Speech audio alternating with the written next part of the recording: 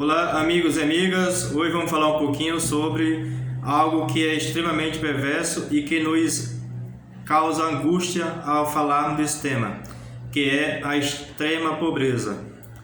Como é sabido, na primeira década deste século XXI, ocorreu uma redução tremenda do nível de pobreza no nosso país.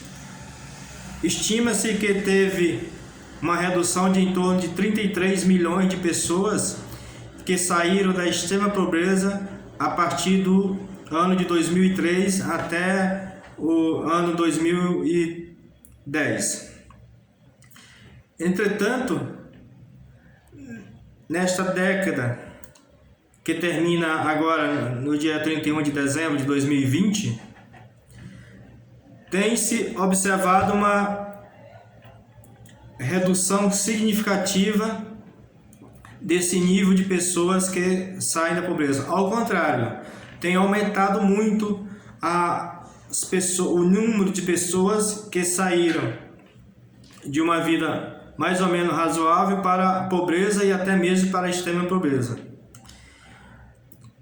As políticas públicas, como por exemplo transferência de renda, como Bolsa Família e outros, e principalmente relacionado ao salário mínimo, que esse foi o fator predominante para a redução da extrema pobreza ou da pobreza.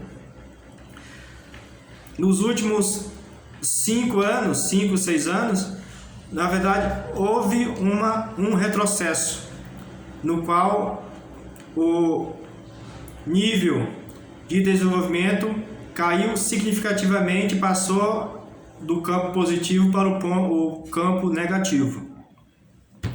Existe um estudo muito recente da OCDE, que é um grupo de países, de 37 países, muitos dos quais desenvolvidos, que apontam que para reduzir ou diminuir drasticamente a extrema pobreza no Brasil, haveria necessidade de apenas 0,13% do PIB, do Produto Interno Bruto.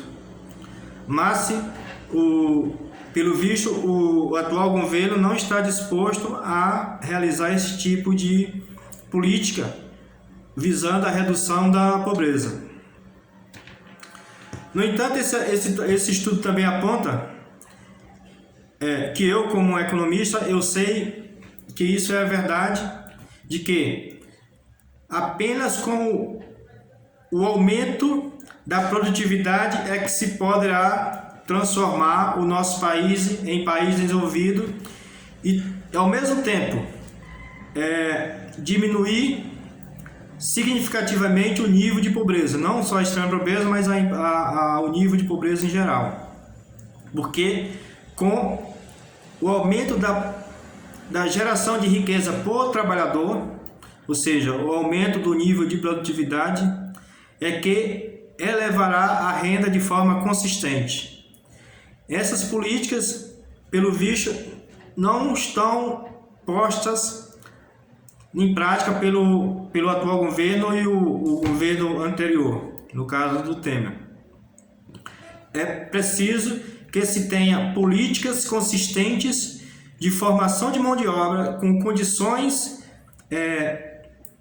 técnicas, condições estruturais, para que a produtividade do trabalhador brasileiro seja equivalente aos seus pares de outros países, principalmente dos mais desenvolvidos. Enquanto isso não for feito, a nossa condição de país subdesenvolvido persistirá e apenas iremos enxugar gelo, com períodos de inclusão seguido por períodos de exclusão, como é o período que estamos vivendo agora. Isso sem contar com as condições do nosso país, que tem levado consistentemente a um crescimento muito menor do que o de outros países.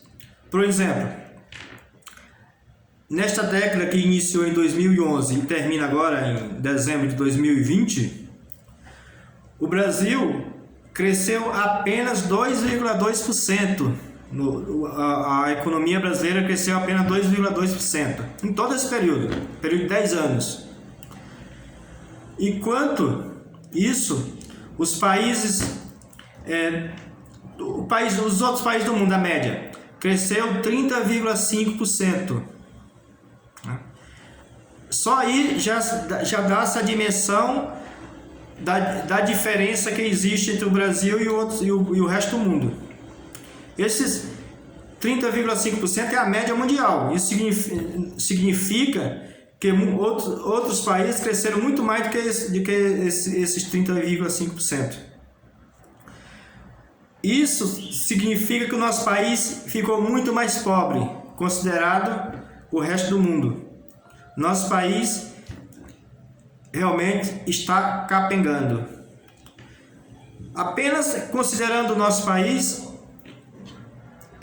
de acordo com o IBGE, Instituto Brasileiro de Geografia e Estatísticas, nesse período de 10 anos, a segunda década do século XXI, a população brasileira cresceu 8,7%. Considerando então que a economia nesse mesmo período cresceu 2,2%, isso significa que o povo brasileiro ficou muito mais pobre. Quer dizer, uma pessoa que nasceu a partir de 2011, ela nasceu mais pobre do que pessoas que nasceram em anos anteriores. Isso é muito triste. A nossa população, a nossa sociedade não merece isso. Nós devemos crescermos, nós devemos gerar riqueza, nós devemos sermos proeminentes na economia mundial, não decrescente, não diminuindo a nossa significância. Tem que haver políticas econômicas, políticas que inclua a população no desenvolvimento e no progresso da nossa economia e, por assim dizer, da nossa sociedade. Amigos e amigas, é isso que eu queria falar nesse pequeno vídeo. E deixe o seu comentário o que você acha dessa situação econômica do nosso país.